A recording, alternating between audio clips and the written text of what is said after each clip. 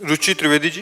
राधा वल्लभ महाराज जी आपके चरणों में कोटि कोटि प्रणाम। गुरुदेव, ऐसा क्या करें कि मेरा ये जन्म अंतिम जन्म हो? भगवान के आश्रित हो जाओ, नाम जप करो। दो बातें, बिना पैसा का काम है। भगवान के अंदर से आश्रित हो जाओ और नाम जप करो। इस जन्म में निश्चित भगवत प्राप्ति। अकाट्य विनिश्चितम बदामिते नान्यथा वचांस में हरिम भजन्ते नरा भवसागर तरंते थे। खूब नाम जप करो और अंदर से भगवान के आश्रित हो जाओ। 1 रुपया नहीं लगा, भगवत प्राप्ति हो गई। किसका प्रश्न है? अंदर से भगवान के आश्रित हो जाओ, नाम जप करो। बिल्कुल सरल भाषा। और जो कर्तव्य कर्म कर रहे हो भगवान को समर्पित कर दो। बार बार शास्त्रों में वही बात आती है। अगर आज सत्संग जो सुना हो, भगवान पृथु जी अपनी प्रजा को समझा रहे हैं, सनकादि जी महाराज पृथु को उपदेश कर रहे हैं। सर्वलोक महेश्वर भगवान श्री हरि का निरंतर भजन, किसी की निंदा न करना, सहज में भगवत प्राप्ति हो जाएगी। जो भगवान की चर्चा सुनते हैं, आज सुना कि एक है कि यज्ञ में हवन करता है और एक है कि भक्तों के मुख में डालता है, संतों को पवाता है। तो भगवान कहते हैं मैं संतों के मुख से, जो भक्तों के मुख से पाता हूँ, मैं बहुत प्रसन्न हो जाता हूँ। तो अगर हम बन जाए हमसे, वही हम कह रहे कि 4 रोटी में से 1 रोटी संत को पवा दिया। गृहस्थ में है, भगवान का नाम जप कर रहे, अपने परिवार का पोषण कर रहे हैं, भगवान उसी में प्रसन्न हो गए। देखो,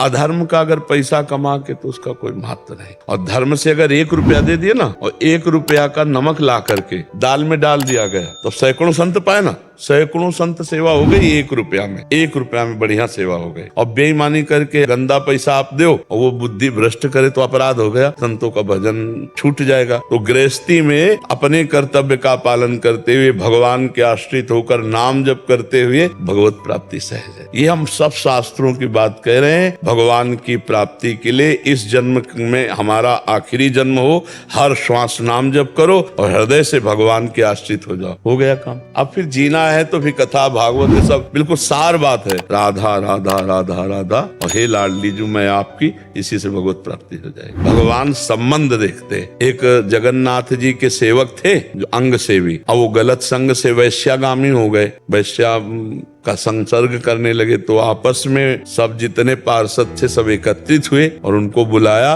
और कहा या तो जगन्नाथ जी को पकड़ो, वैश्या छोड़ो, और या जगन्नाथ जी को छोड़ो, वैश्या के पास जाओ। दोनों एक साथ नहीं हो सकते। उन्होंने कहा जगन्नाथ जी को हम छोड़ देते, भगवान की लीला ऐसी। तो जब वो शरीर उनका पूरा हुआ तो जगन्नाथ जी ने अपने निजी पार्षद से कहा उनका अंतिम संस्कार ऐसे करो जैसे हमारे पार्षदों को होता है। तो उनका प्रभु तो वैश्या का संग करके आपको छोड़ दिया था। तो बोले थे उनका स्वभाव है, छोड़ सकते, मेरा स्वभाव नहीं। मैंने एक बार जिसे स्वीकार कर लिया उसे छोड़ता नहीं। वो मेरा सेवक था, कहीं भी चला जाए उसका ये भगवान का, उसी स्वभाव से हम लोग कहते हैं कि भगवान का आश्रय ले लो और नाम जप करो, भगवान कल्याण कर देंगे। मन वचन कर्म से एक से भी भगवान से जुड़ जाए तो भगवान उसका कल्याण कर देते हैं। अजामिल ने अपने पुत्र के बहाने नारायण बुलाया तो भगवत प्राप्ति हो गई। हम जानबूझकर नारायण नारायण बुलाएंगे तो भगवत प्राप्ति नहीं हो जाएगी। राम राम हरि हरि हरि और सब मंगल होने लगता है। भगवान का नाम जप करने से सब मंगल, सब कुछ सहने की सामर्थ्य आ जाती है।